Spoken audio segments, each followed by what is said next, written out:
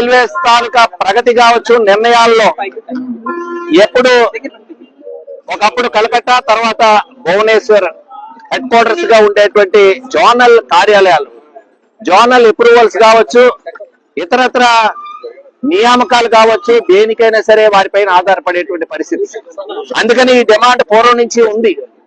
అలాంటి డిమాండ్ లో ముఖ్యంగా రాష్ట్ర ప్రభుత్వాలు కూడా ఆలోచన, విభజన చట్టంలో కూడా ఆంధ్ర రాష్ట్రం తెలంగాణ నుంచి వేరు చేసినప్పుడు ఒక కొత్త రైల్వే జోన్ ఇస్తామని ప్రకటన చేసినప్పుడు ఆ కొత్త రైల్వే జోన్ విశాఖ కేంద్రంగా జరుగుతుందనేటువంటి అందరికీ ఆశ.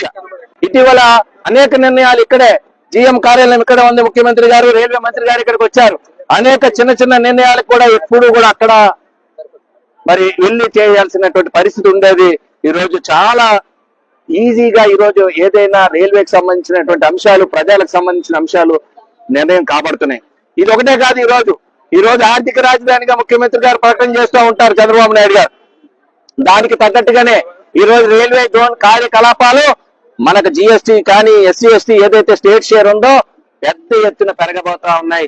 రాష్ట్ర ఆదాయాలు పెరిగితే సంక్షేమం, అభివృద్ధి ఈ రోజు ఇంకా ఎక్కువగా వేగంగా ఎక్కువ మందికి చేసేటువంటి అవకాశం ఉంటుంది. కాబట్టి ఇలాంటి అన్ని రకాల ఉపయోగాలు ఉండేటువంటి ఈ రైల్వే జోన్ అనేటువంటి అఫీషియల్ నోటిఫికేషన్.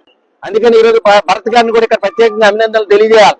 అందులో ఈ రోజు నరేంద్ర మోడీ గారికి, అలాగే రైల్వే మంత్రి గారికి, ముఖ్యంగా మా పార్లమెంటు సభ్యులందరికీ కూడా, రాష్ట్రంలో ఉండేటువంటి పార్లమెంట్ సభ్యులందరికీ, దానికి నాయకత్వం వహించినటువంటి శ్రీ భరత్ గారికి కూడా నా ప్రత్యేక అభినందనలు తెలియజేస్తూ, ఈ రోజు రైల్వే ఎంప్లాయీస్ ఎంతో మంది ఎప్పటి నుంచో ఉన్నటువంటి ఉద్యమాలు, వారందరికీ కూడా మీ అందరి తరఫున ఈ రోజు ఎవరైతే జోన్ కార్యక్రమాలు కావాలి, ఈ జోన్ హెడ్ క్వార్టర్స్ ఇక్కడ అవ్వాలి, డిఆర్ఎం కార్యాలయం కూడా ఇక్కడే ఉండాలి అనేటువంటి కోరికతో ఉన్నారో వారందరి కూడా విజయంగా ఇది భావిస్తూ, ఇది రాష్ట్ర ఆదాయాన్ని పెరిగి ఉపాధి అవకాశాలు పెరిగేటువంటి ఒక బ్రహ్మాండమైనటువంటి ఆపర్చునిటీ అని చెప్పి మీ అందరికీ తెలియజేస్తూ వారందరికీ అభినందనలు తెలియజేస్తాను.